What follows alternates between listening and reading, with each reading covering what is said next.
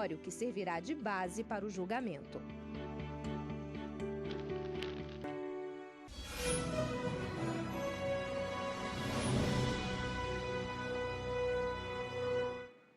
Os ministros do Supremo devem analisar hoje recurso do Rio Grande do Sul contra entendimento da Corte, que não julgou o pedido apresentado por uma servidora. Ela questionava o reajuste do Vale Alimentação pelo Judiciário. A maioria dos ministros entendeu que o caso não discutia a matéria constitucional.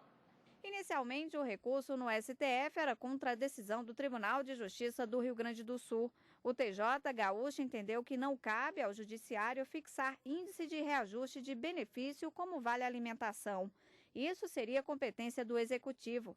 A autora da ação, uma servidora pública, alegava ofensa ao dispositivo da Constituição que proíbe a redução dos vencimentos de servidores. Em contrapartida, o Estado do Rio Grande do Sul afirmou que não pode aumentar as despesas com pessoal sem lei específica.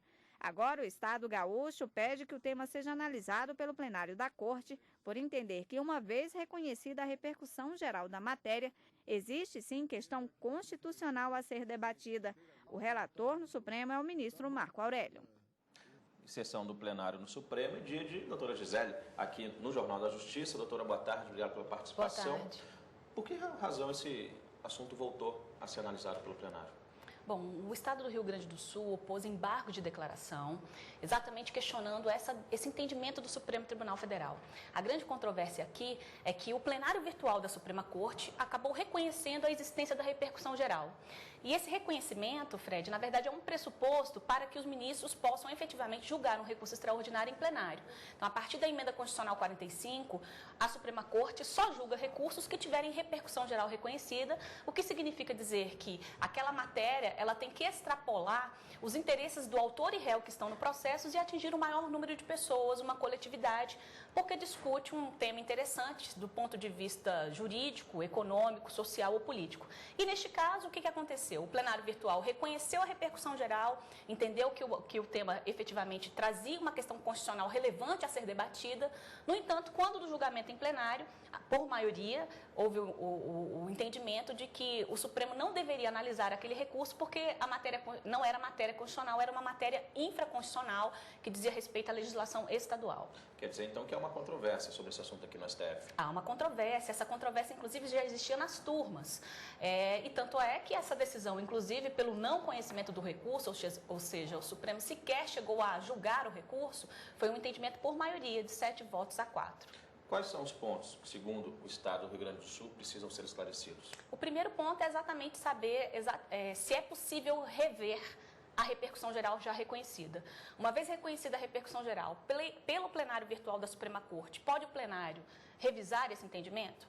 O outro aspecto é no seguinte sentido: se o plenário da Suprema Corte não conheceu o recurso, ou seja, não julgou o recurso extraordinário, isso então significa dizer que essa repercussão geral teria sido recusada?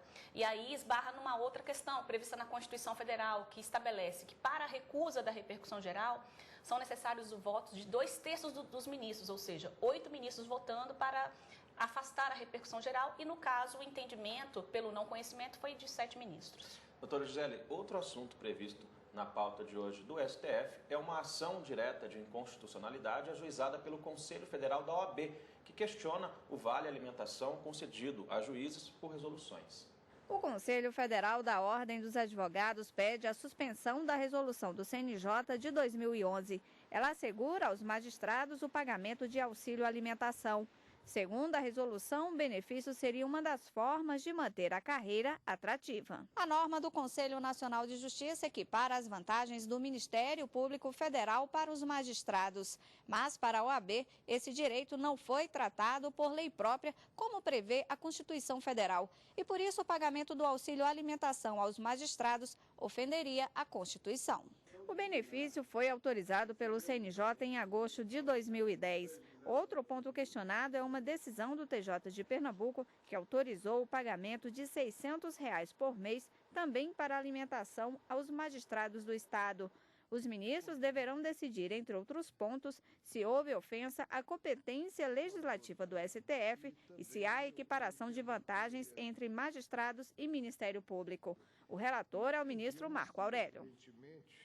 Sobre esse assunto, a Advocacia Geral da União informou que considera inconstitucionais as resoluções do CNJ e do Tribunal de Justiça de Pernambuco. Doutora Gisele, vamos deixar bem claro, são duas resoluções que estão sendo questionadas. Os benefícios concedidos a esses magistrados estão previstos em lei? É isso mesmo, Fred. Duas resoluções, uma do Conselho Nacional de Justiça e a outra do Tribunal de Justiça de Pernambuco. As duas são de 2011. O Tribunal de Justiça de Pernambuco acabou emitindo a resolução com base no entendimento da resolução do CNJ. Então, ao todo, são duas resoluções que acabam dando benefícios aí aos magistrados e esses benefícios estão previstos não na Lei Orgânica da Magistratura Nacional e essa é a grande discussão, porque eles estão previstos, na verdade, na Lei Complementar que trata da estrutura, organização, estatuto do Ministério Público e da Lei Orgânica do Ministério Público.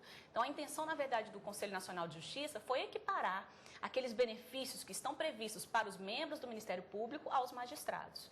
Então, é exatamente essa a discussão, saber se, por não estarem previstos na Lei Orgânica da Magistratura Nacional, se eles poderiam, então, estar sendo concedidos por resoluções. Esse pedido liminar do Conselho Federal da OAB, ele chegou a ser analisado?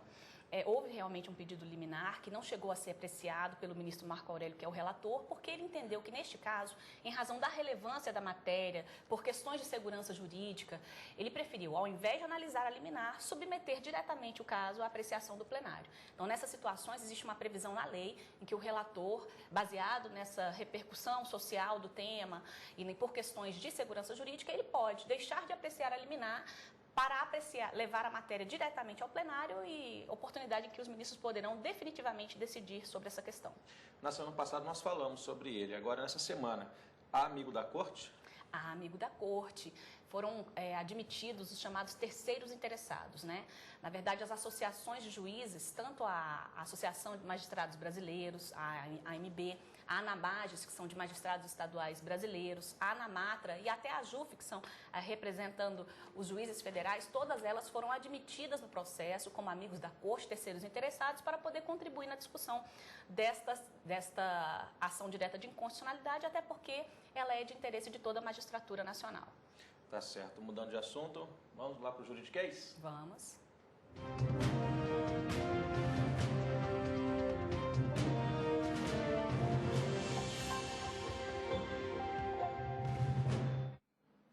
Você já ouviu falar em propter rem?